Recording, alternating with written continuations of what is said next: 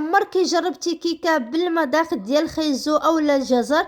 جربيها هاد المره ومن بعد غادي تحكمي كتجي واعره في المذاق ديالها ولا حتى في الشكل ديالها. ولا كنتي اول مره غتشوفي الفيديو ما تنسيش تخلي شي لايك والتعليق والاشتراك في القناه باش يوصلك ديما الجديد. السلام عليكم ورحمه الله، كنتمنى نلقاكم بخير وعلى خير بصحه جيده، وكنتمنى تكونوا باحسن الاحوال. ومرحبا بكم فيديو جديد ووصفه جديده. اليوم غادي نشارك معكم كيكه بالمذاق ديال الخيزو. خدينا هنا من واحد حتى لجوج خيزوات حكيناهم في الحكاكه رقيقه.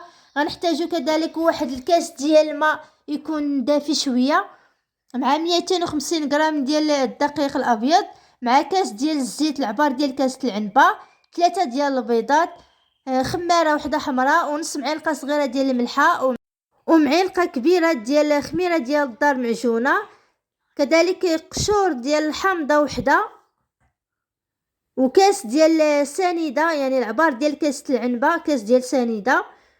غادي ناخذوا حنايا هاد الخميره ديال الدار معجونه وغادي نخلطوها في داك الكاس ديال الماء اللي هو دافي.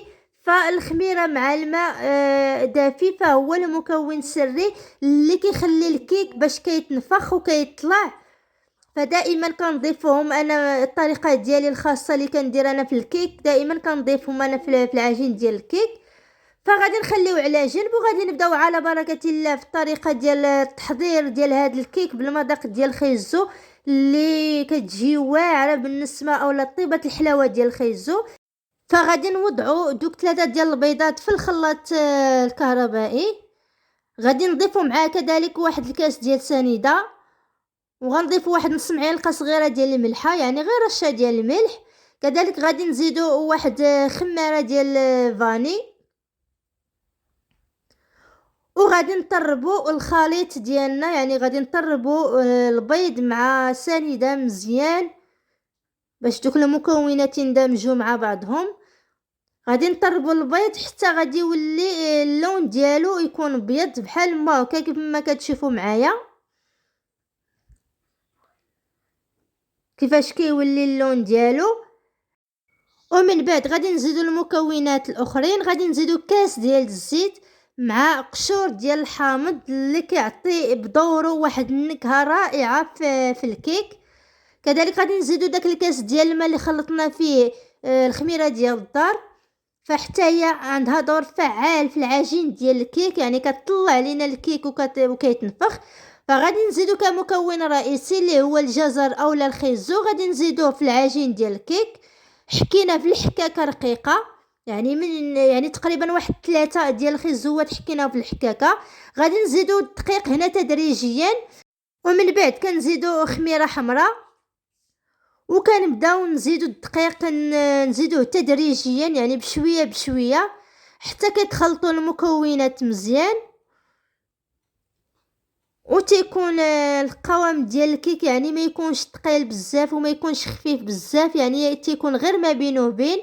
هذا هو القوام ديالو كيف ما غادي تشوفوا معايا، هذا هو القوام ديال الكيك. فغادي ناخذ هنايا القالب ديال الكيك اللي غادي نوضعوا فيه العجين، دهنته بالزبده ورشيته بالدقيق كيف ما كتشوفوا هنايا العجين ديال الكيك كيفاش داير القوام ديالو.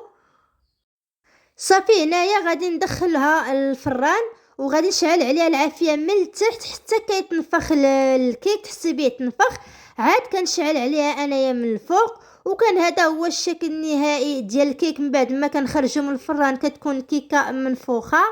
فكشكل نهائي كيبقى تزيين اختياري كل واحد والطريقه ديالو. فانا دهنتها بالكوفيتير ورشيتها بالكوك، فطريقه تزيين كتبقى اختياريه كل واحد والطريقه ديالو. فراه كتجي واعره في المذاق ديالها ولا حتى في الشكل ديالها، وبالطيبه ديال الحلاوه ديال الجزر اولا الخيزو كتمشى بشكل زوين مع هذا الكيك هذا. غير جربوها على ضمانتي. كنتمنى تعجبكم الطريقه اللي شاركتها معكم اولا الوصفه. ما تبخلوش عليا باللايكات والتعليقات والاشتراك في القناه باش يوصلكم ديما الجديد. الى فيديو اخر ان شاء الله، والسلام عليكم ورحمه الله.